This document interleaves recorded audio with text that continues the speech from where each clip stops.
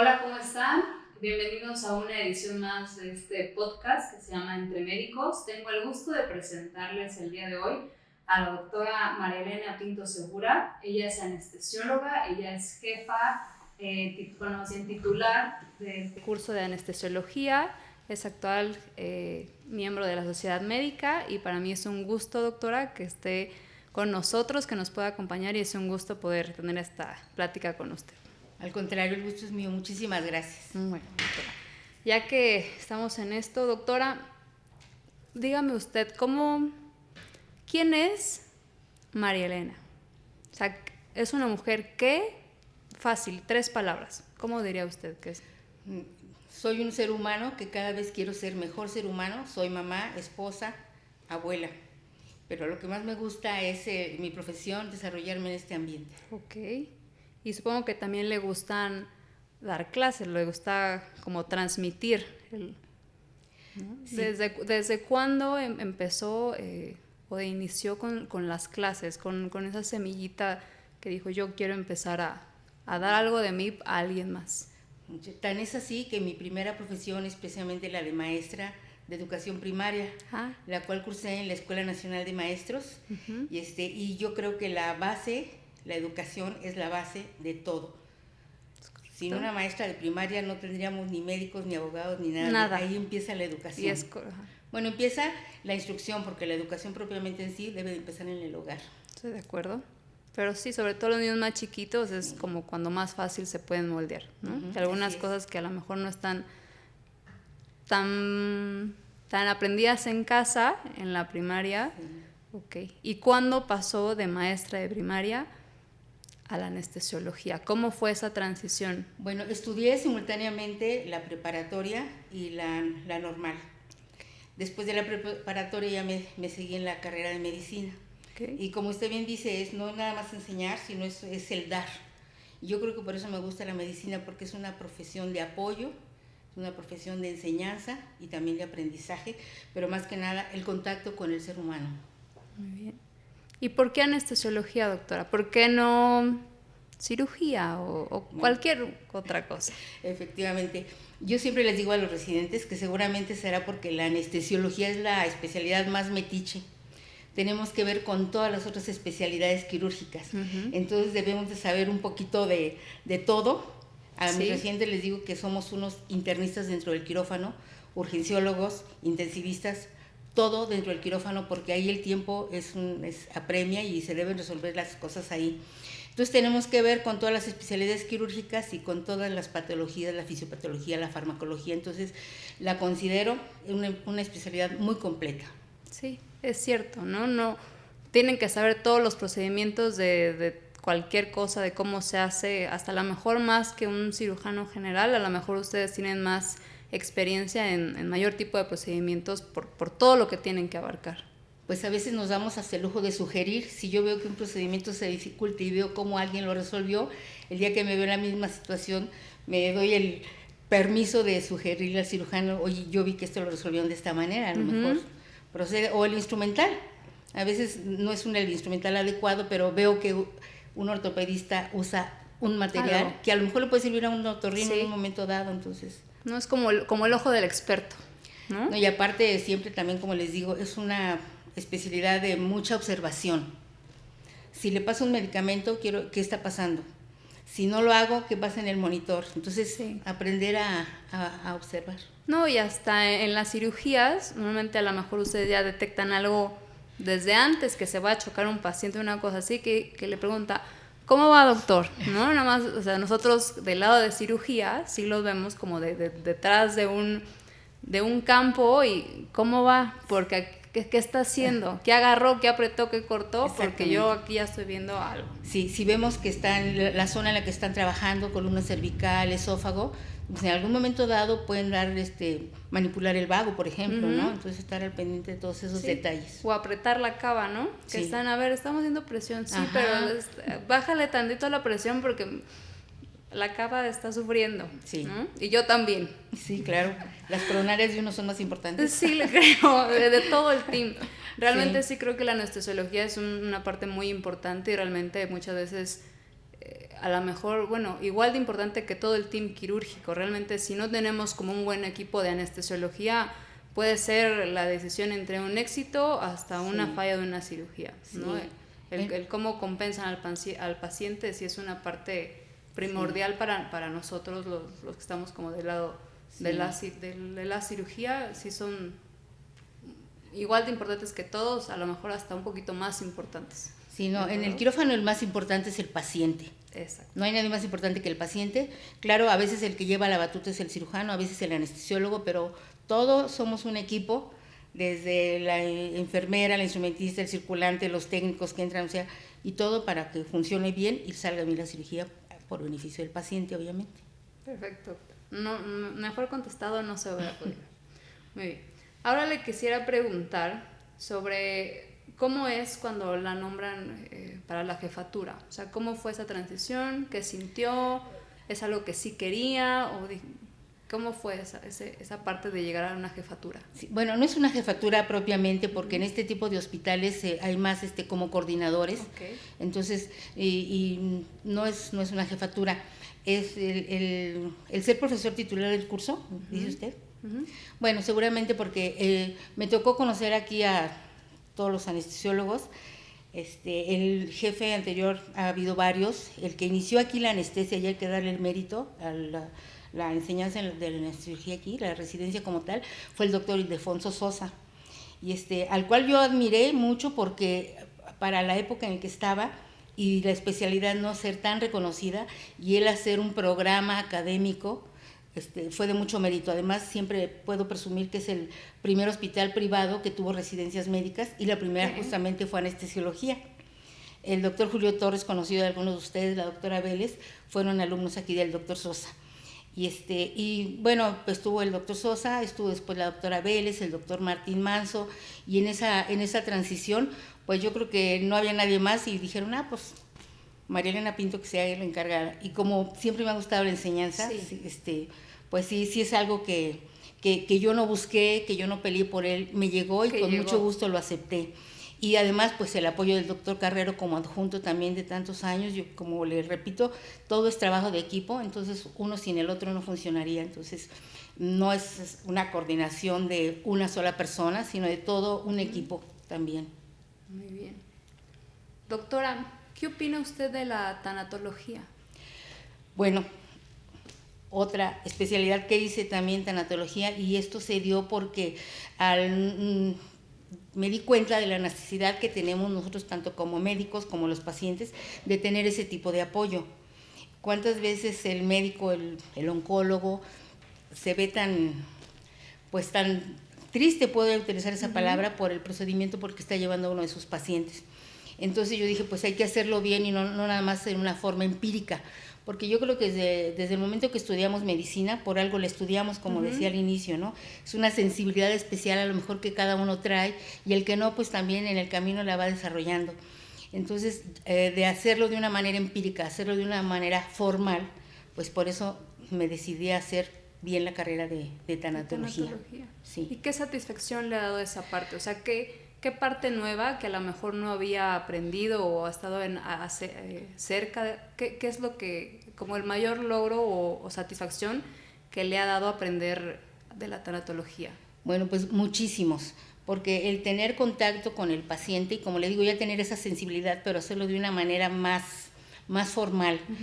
Y sí, muchas satisfacciones. Yo siento que es un privilegio acompañar a un paciente que está al final de su vida, el hacerle ver que si su vida tuvo sentido, se puede ir tranquilo. Entonces sí son muchas satisfacciones personales, pero una de ellas me acuerdo perfecto, un niño de 15 años con un tumor en fosa posterior que era pues prácticamente inaccesible por el sitio donde estaba el tumor. Y al ir haciendo el acompañamiento tanto al niño de 15 años como a los papás, hasta que aceptaron los papás la realidad que estaban viviendo, y aceptar el dejar ir a su hijo, ¿no? Que ya no iba a estar. Pero esa es la pura satisfacción cuando el cirujano me dijo, oye, ¿qué les dijiste a estas personas que encima de que se muere el niño, todavía te dan las gracias? No, eso. Sí. Muchas veces luego quien sufre más son los familiares, ¿no? El hecho de tener esa pérdida.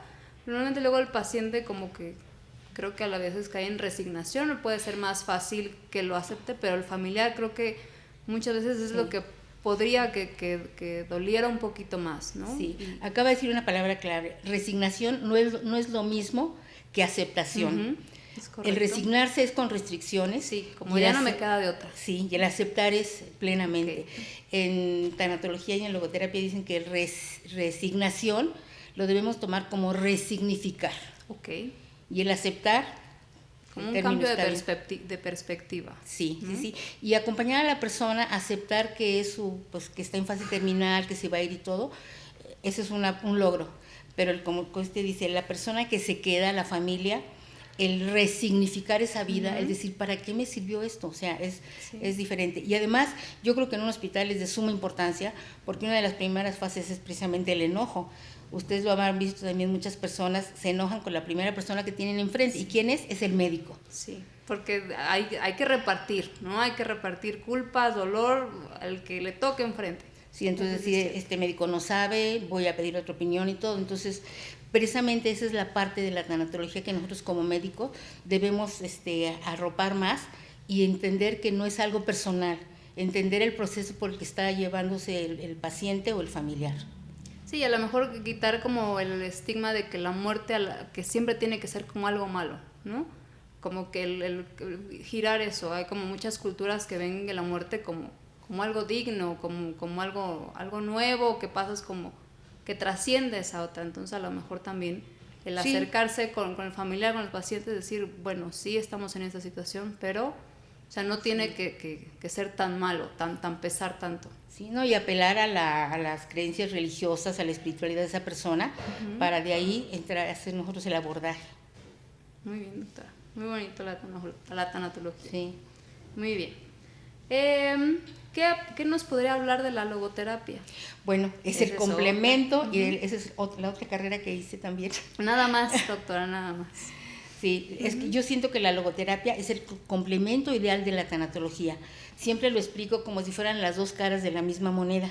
La tanatología, ¿qué ve? La tanatología ve las pérdidas. En un hospital vemos no nada más la pérdida de la vida, la pérdida de la salud, la pérdida de facultades.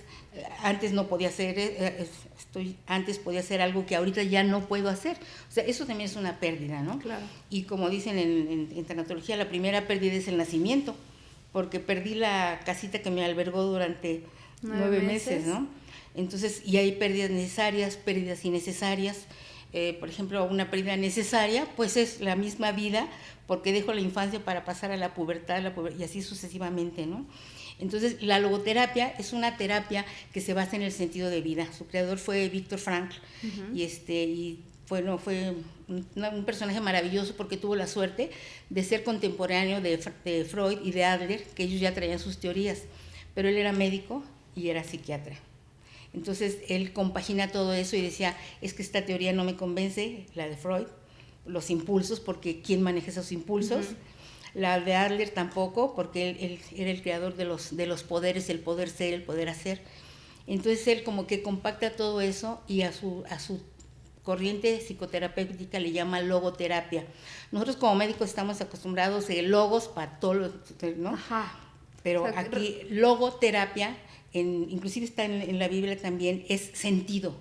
Okay, como el sentido de la vida. Exacto, sería una terapia basada en el sentido de la vida. O sea, el por qué estamos aquí más o menos. No el por qué, sino el para qué. El para qué, o sea, y él mencionaba eso justamente, inclusive con los pacientes funciona muy bien.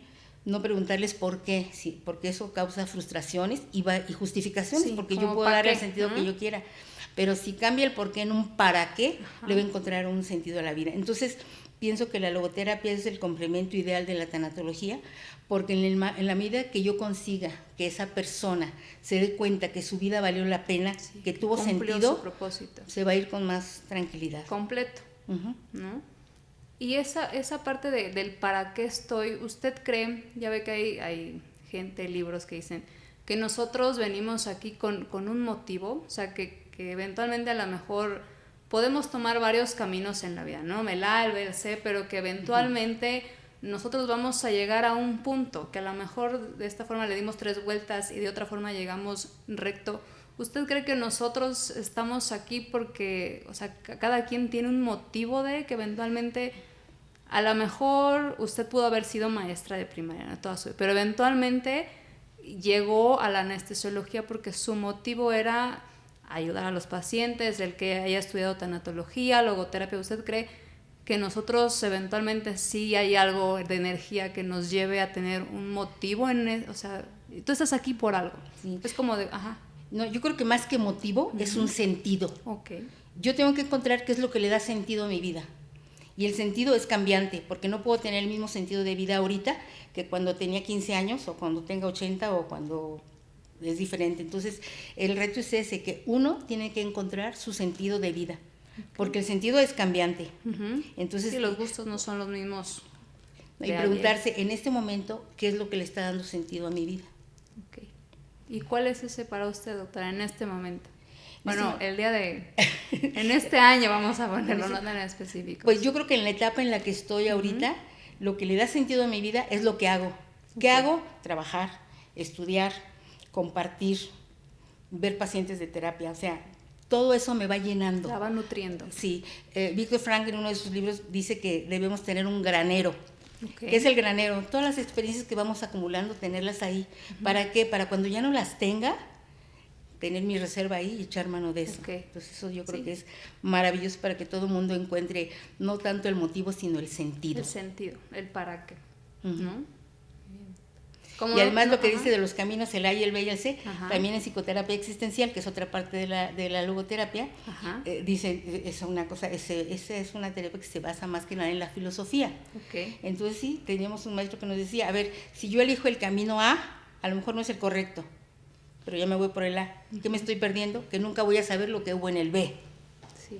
Entonces, es estar dando vueltas y experimentando lo que nos da sentido.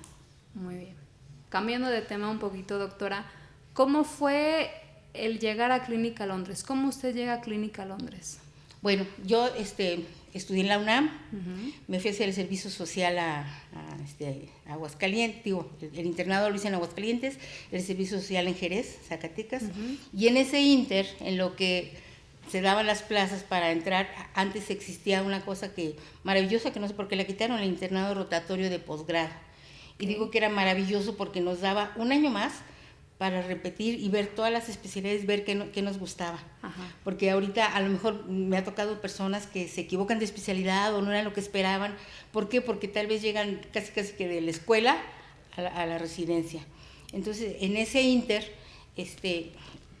fui a la Cruz Roja, porque terminábamos como por noviembre, diciembre, y las residencias empiezan en marzo. Entonces, en ese inter, fui a la Cruz Roja, ahí había algunas personas, me dijeron, no, hay lugar en Clínica Londres. Otros de mis compañeros se vinieron aquí. Yo ni siquiera sabía, ahí fue donde me enteré, que era un hospital privado con una muy buena enseñanza. Entonces, así fue como vine a dar aquí a hacer el internado de posgrado. Pero yo siempre quise hacer anestesia, y aquí había especialidad de anestesia también. Sin embargo, nunca la busqué aquí. Después de que hice el internado de posgrado, en lo que daban, hice un año de medicina interna, y ya luego me fui a hacer la residencia. Y soy una afortunada porque tuve la suerte que me aceptaban en 2 lugares, en el Hospital General y en el ISSSTE. Entonces, cuando empecé a hacer la residencia en el Hospital General, y uno de mis maestros estaba también en el ISSSTE casualmente, entonces me dijo una cosa muy cierta, dice, anestesia no es como medicina interna que tienes que ver 20,000 cardiópatas, 500 diabéticos, todo eso, ¿no? No puedes estar en 2 quirófanos al mismo tiempo. Entonces, mientras estés en un quirófano, vas a aprender. Entonces, me dijeron que preferían que me fuera al ISSSTE. Yo también dije, bueno, pues sí, tiene toda la razón.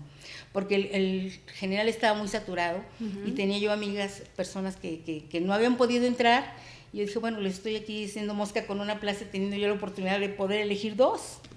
Y así fue.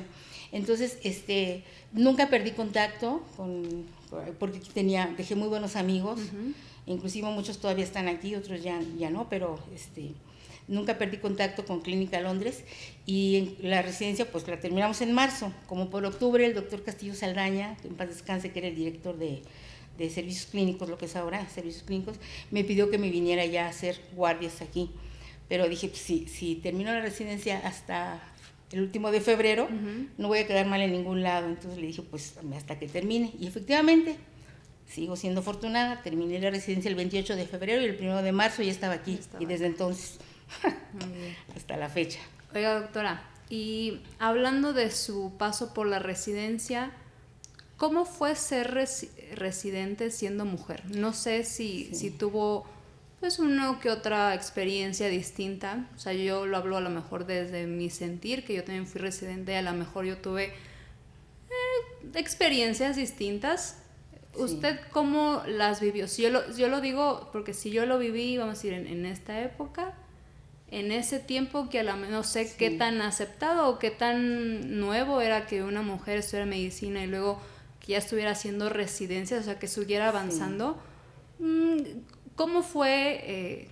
¿Qué experiencias tuvo? ¿Qué le hizo seguir adelante? Eventualmente, pues sí le hizo más fuerte, pero ¿qué recuerda de eso o algo que nos quiera comentar como de ese tema? Sí, realmente, yo creo que lo que me ayudó es que nunca ni siquiera le di importancia, nunca ni me importó. Pero sí, efectivamente, me tocó una época que la carrera de medicina era la mayoría hombres. Ahorita estamos viendo que el porcentaje se está invirtiendo, lo cual también está muy bien. Y pues desde la carrera sí me tocaron maestros muy groseros que se dirigían en una forma muy soez hacia las mujeres. Y tuve compañeras que de plano desistieron, pero yo creo que lo que más les molestaba es que a mí se me resbalaba. Ah, sí, está bien. Ni le daba importancia, y ya después pues en la carrera también había un maestro que nos daba la clase de ortopedia y corrió a todos, entonces al final me puso buena calificación, se había dicho, bueno, porque esta aguantó y resistió hasta el final, ¿no?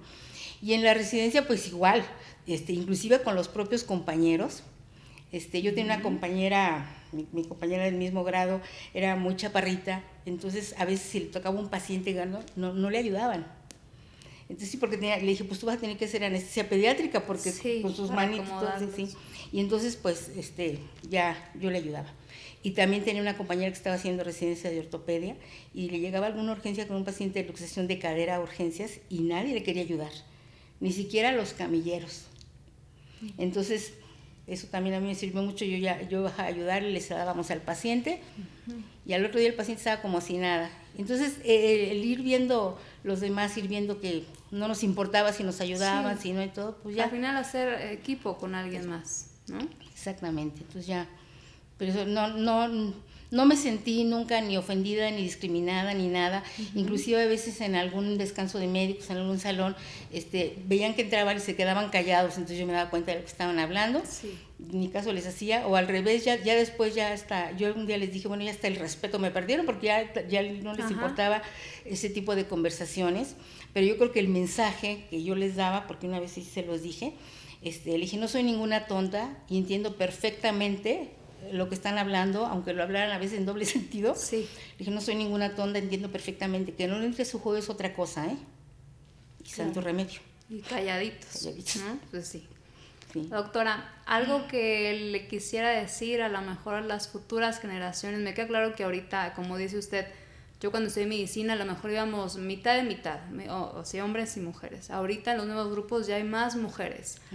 Algo que le quiera decir a un estudiante de medicina, a alguien que esté haciendo el internado, por decidir, a lo mejor luego no escogen ciertas especialidades por miedo al machismo, al que dirán, algo a un mensaje así como si fuera, vamos a decir, a su hija, ¿qué le diría algo como para que no deje sus sueños atrás? Ahorita ya nos dijo mucho que era el aguantar y pues, que no tomarlo en cuenta, pero algo que les quiera decir. Pero el no aguantar es quedarse callado, El aguantar es entrarle y poner las cosas claras, nada más, ¿no? No quiere decir que uno permita... que doblegar, ¿no? Sí, uno permita que le estén diciendo... No, yo lo que les diría a las nuevas generaciones, primero, qué bueno que eligieron medicina. Que piensen bien por qué lo eligieron, para saber qué van a hacer y que no le tengan miedo a la especialidad que vayan a elegir siempre y cuando la elijan con conciencia, porque aparte no solamente como médicos sino como mujeres en el ambiente de medicina nos debemos dar a respetar, nos debemos de dar a valer, pero ¿cómo? Con hechos, estudiando al parejo. Sí. Ver que la capacidad es igual o a veces hasta más. Yo cuando a veces voy a un quirófano y me ha dado mucho gusto y lo hemos comentado, aquí el único hombre es el paciente. Claro, porque la instrumentista y todo, entonces como que es un compromiso mayor Y el ver que también los pacientes hombres, me tocó ver esa transición, de que se dejaran operar por una mujer otorrino, una mujer cirujano general, ¿no? Porque a veces a lo mejor la anestesia dicen, pues ni cuenta me voy a dar quién me va a dormir, ¿verdad? Pero a veces decir, ¿en manos de quién voy a estar? Entonces eso también es un terreno que hemos ido avanzando, ¿no? O a veces cuando decir, usted es la que me va a dormir y lo voy a despertar, que es lo más importante, porque a lo mejor para dormirlo, dormir cualquiera lo duerme. ¿Qué quieres soñar? Sí, eso también se los digo siempre de broma. Yo creo mucho con eso de la logoterapia y todo, la programación neurolingüística. Siempre tengo como mi ritual de decirle ya se va a dormir, cierre los ojos, piense cosas bonitas, porque sí pienso que al momento que estamos en la inducción anestésica, están en eso. Por eso es muy importante no hacer boruca en el quirófano con tanta gente que entra ahora, porque el paciente debe dormirse tranquilo y despertar tranquilo. Entonces el área de recuperación también debe ser un área muy importante, porque el paciente está despertando a veces, o que se despiertan angustiados porque les dijeron, si es benigno, ahí está todo bien, si es maligno le voy a tener que quitar alguna con cosa. Ansiedad, ¿no? De qué fue, qué no fue, me quitaron todo, me quitaron casi. Sí, entonces yo creo que esa es parte del respeto que debemos tener a nuestras áreas de trabajo, y también cultivarlo y fomentarlo con el personal que nos rodea, porque a lo mejor algún día también les va a tocar ser paciente, y entonces van a ver que no es tan bonito. No perder el respeto de donde estamos y donde trabajamos, ¿no? Claro. Sobre todo un quirófano que puede ser tan sensible y tan angustiante para un paciente, ¿no? Hasta para nosotros, pero desde otra forma. Claro, sí. Muy bien. Doctora, ¿cómo llegó a la sociedad médica? O sea, ya nos dijo cómo llegó a Clínica Londres. Ahora, ¿cómo llega, cómo se forma? ¿Qué se acuerda usted de la sociedad médica? ¿Cómo llega a ser parte de ella? Bueno, como hasta la fecha siempre ha sido un requisito desde el momento que uno es parte del staff. Ahora, siendo parte del Grupo Ángeles, pues un requisito es la credencialización, ¿no? Entonces siempre fomentar el incrementar la sociedad médica. Entonces desde el momento que llegué, pues tuve que credencializarme dentro de la sociedad médica. No había tantas restricciones, pero había muy pocas mujeres también. Okay. Porque el personal, la mayoría también pues, eran más médicos, más hombres. ¿Y qué se siente ser parte de la sociedad? Pues me siento precisamente parte integral, me siento integrada en el grupo, porque yo creo que el pertenecer a la sociedad médica, es decir, soy aceptada en ese grupo de médicos.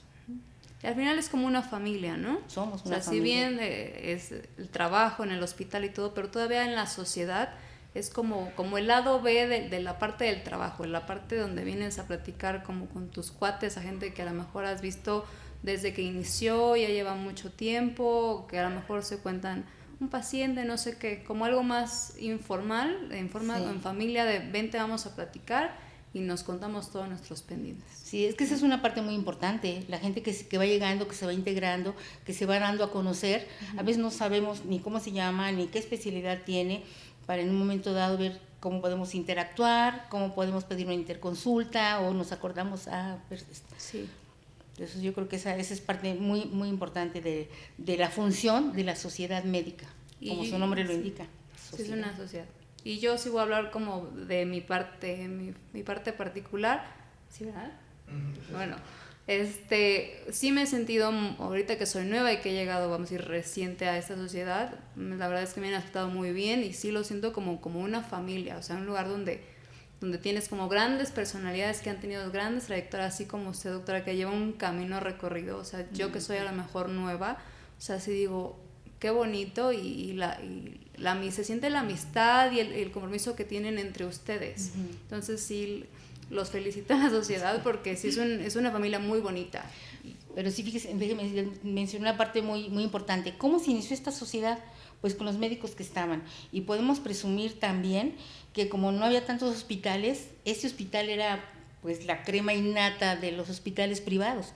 Entonces yo tuve el privilegio de conocer gente tan importante como el doctor Ortiz Monasterio, que fue maestro de tantos cirujanos plásticos, como el doctor don Hernando Guzmán Güez, que fue el pionero de la neurocirugía aquí, en este hospital. El doctor Flavio Rivero, neumólogo, que fue director de la facultad y después rector, y así le puedo mencionar muchísimos. El doctor Pelayo Vilar, padre e hijo, que era el doctor Arezo Salce, que yo creo que deberíamos nosotros también de tenerlos en cuenta y comentar más de ellos para las personas que van llegando porque no supieron quiénes eran, a lo mejor ni les importa porque ni los conocieron, pero fueron verdaderos pilares, no nada más de este hospital, sino de la medicina mexicana de la época. Entonces, el haber convivido con ellos, de veras que fue un privilegio. No, pues felicidades porque tuvo ese privilegio y felicidades porque usted está aquí y nosotros tenemos la posibilidad de interactuar con usted, doctora. Y de continuar lo que han hecho otros, ¿no? Sí, de cierta forma es como una estafeta, ¿no? Sí. O sea, como el compromiso, poco a poco se va a ir cediendo porque obviamente pues la vida tiene que avanzar, pero sí. Y además déjeme decirle, la sociedad médica arropa también al Club de Médicos, y el Club de Médicos tiene también otra historia muy bonita con el doctor Guzmán West, la necesidad que tenían ellos de comentar sus casos clínicos. Entonces los viernes se reunían en el consultorio de algunos de ellos y revisaban sus casos clínicos de la semana. Entonces, para no hacerlo en un consultorio, se buscaban un lugar donde pudieran hacer todo eso, y desde entonces que fuera más ameno, más entre amigos, no tan formal, ¿no? Y al final lo que querían era el mejor tratamiento para un paciente. Sí, claro. Platicar del caso, la convivencia, todo. ¿Sí? Entonces, sí, efectivamente somos una familia y a veces estamos más tiempo en el hospital que con la familia en sí. Sí. No, y luego aquí con las amenidades y entre cuates y todo muy bien. Doctora, ¿algo más que nos quiera decir a la audiencia? ¿Algo que nos quiera recomendar? ¿Algo que nos quiera decir? ¿Unas palabras ya para terminar esta entrevista? Pues yo creo que ya lo dijimos todo, ¿no? Ya dijimos que es parte muy importante las personas que van llegando y se van integrando, que pertenezcan a la sociedad médica, que vean todas las actividades que hay. Se me olvidó decir, aparte de las actividades, una cosa muy importante que tuvimos aquí, el teatro. Durante 20 años hicimos aquí obras de teatro en este hospital, muy profesionales. Debo presumirles que una vez nos hicieron un reportaje en la revista Proceso, porque decían que eran médicos que no sabían si eran actores profesionales o más médicos que actores, pero eso de que de músico, poeta y loco todos tenemos un poco, aquí lo comprobamos. Entonces fue una época muy bonita de la clínica, el hacer pastorelas y obras muy, muy, muy profesionales. Podemos hacer una pastorela próximamente. Algo para retomar. Sí. ¿No? Bueno, pues le agradezco mucho su tiempo, su confianza, todas sus palabras. Es un gusto poderla tener aquí en la sociedad y poderla entrevistar. Pues a ustedes, muchísimas gracias.